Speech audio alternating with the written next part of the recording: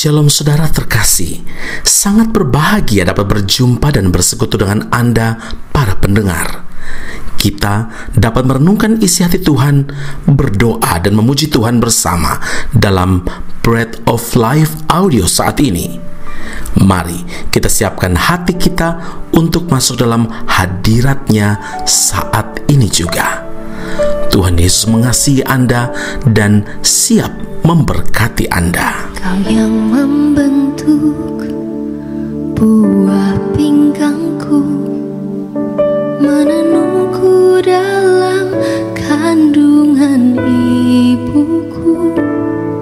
Matamu telah melihat hari-hari hidupku, sebelum satu pun ada.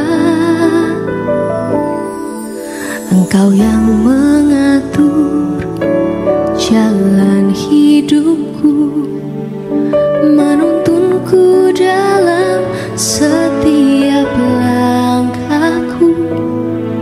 Matamu telah melihat hari-hari hidupku, semuanya dalam tangan-Mu.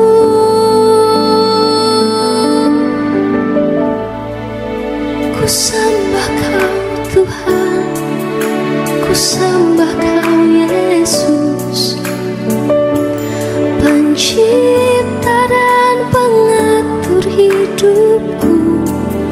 Kaulah segalanya di dalam hidupku.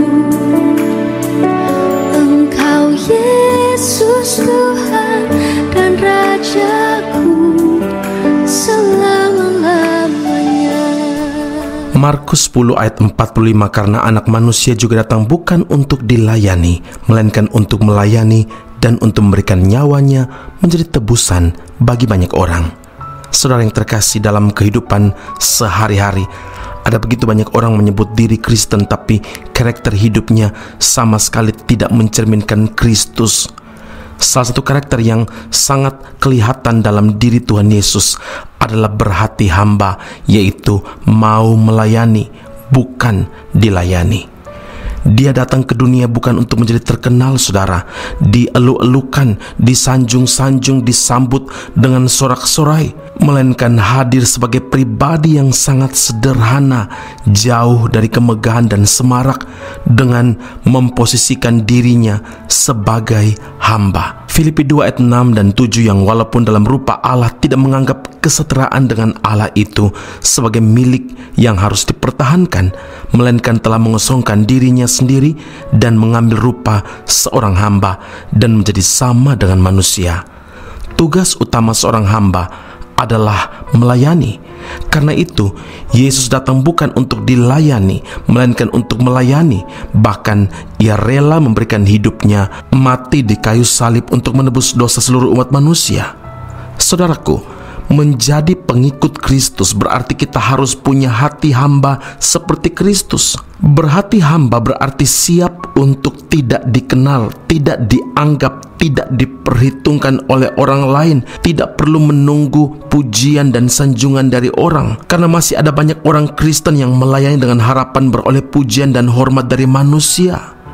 Berbanding terbalik dengan Tuhan Yesus yang rela menanggalkan segala atribut kebesarannya, kemuliaannya, dan keilahiannya, menjadi seorang hamba dan menjadi sama dengan manusia, sehingga keberadaannya sama sekali tidak diperhitungkan dan bahkan dipandang sebelah mata. Berhati hamba berarti juga melayani dengan penuh kerelaan, saudara, pengabdian, dan juga kerendahan hati. Ini berbicara tentang sikap hati dalam melayani. Karena 1 Samuel 16 ayat yang ke-7, bukan yang dilihat manusia yang dilihat Allah. Manusia melihat apa yang di depan mata, tetapi Tuhan melihat hati. Saudara yang terkasih, pelayanan meliputi dua arah. Vertikal, yaitu pelayanan kepada Tuhan, dan horizontal, yaitu pelayanan kepada sesama. Dalam melayani Tuhan, kita harus punya roh yang menyala-nyala, dan dalam melayani sesama diperlukan hati yang rela, hati yang penuh dengan kasih. Karena Tanpa memiliki hati hamba, kita tidak layak melayani Tuhan dan juga sesama. Amin. Mari kita berdoa. Bapa Surgawi, terima kasih untuk firman Tuhan hari ini. Engkau bukan hanya mengajar kami saat ini, tapi Engkau juga menegur kami. Karena syarat melayani Tuhan yang berkenan adalah memiliki hati seorang hamba. Bukan sesuatu yang mudah, karena kemanusiaan, kedagingan, hawa nafsu kami membuat terkadang kami ingin dihormati, ingin dihargai, ingin dipuji oleh sesama manusia. Tapi hari ini Tuhan, kami kembali diingatkan, kami perlu melayani dengan memiliki karakter Kristus dalam hidup kami, mencerminkan Kristus dalam hidup kami, yaitu memiliki hati seorang hamba.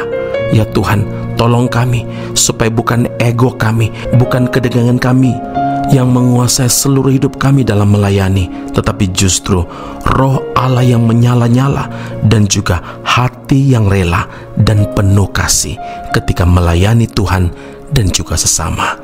Puji, hormat, kemuliaan bagi Allah yang hidup. Materaikanlah firman dalam kehidupan kami.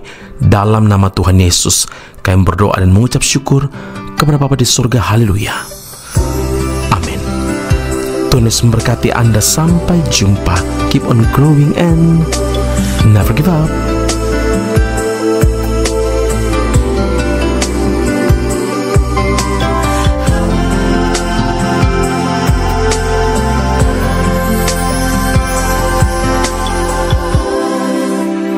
Bukan hanya pujian yang indah yang ku nyanyikan, juga bukan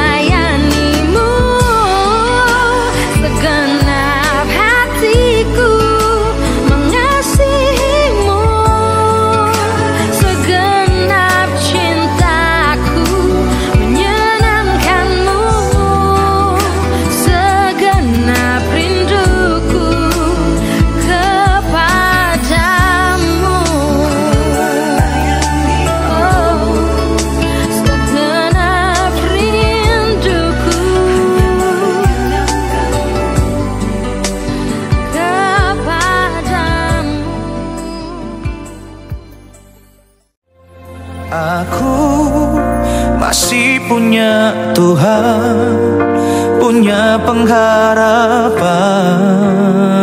Pendengar Bread of Life audio yang terkasih, kami memuji dan memuliakan nama Tuhan untuk setiap doa-doa yang kita naikkan bersama dan yang telah Tuhan jawab dengan cara yang ajaib. Tetap berharap dan andalkan Tuhan, karena janjinya pasti tergenapi dalam kehidupan setiap anak-anaknya yang berharap dan bersandar padanya. Saat ini, tim doa bola Bread of Life audio telah berganti nomor telepon ke +60 10 311 2789. Sekali lagi, +60 10 311 2789. Anda dapat mengirimkan perkara-perkara doa, bahkan kesaksian-kesaksian, pertolongan demi pertolongan Tuhan melalui nomor telepon tersebut. Dan juga bila Anda ingin menerima Bread of Life audio langsung dari tim kami, maka silakan tinggalkan nomor telepon Anda dan kami segera melakukan follow up. Kami berdoa kasih setia Allah melimpah dalam kehidupan Anda saat ini sampai Maranatha, Tuhan Yesus datang menjemput setiap orang saleh di awan yang permai. Tuhan Yesus memberkati Anda. Punya pengharapan, aku tetap beriman.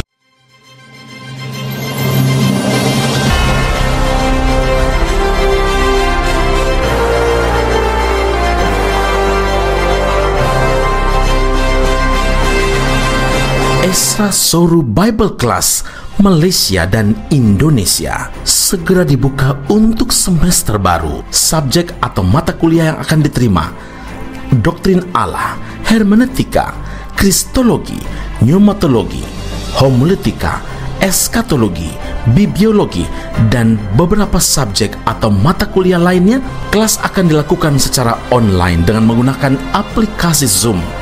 Untuk informasi lebih lanjut dan pendaftaran, sila hubungi 017 7923 798. Sekali lagi, 017 7923 798. Jangan lewatkan kesempatan ini. Tuhan Yesus memberkati Anda.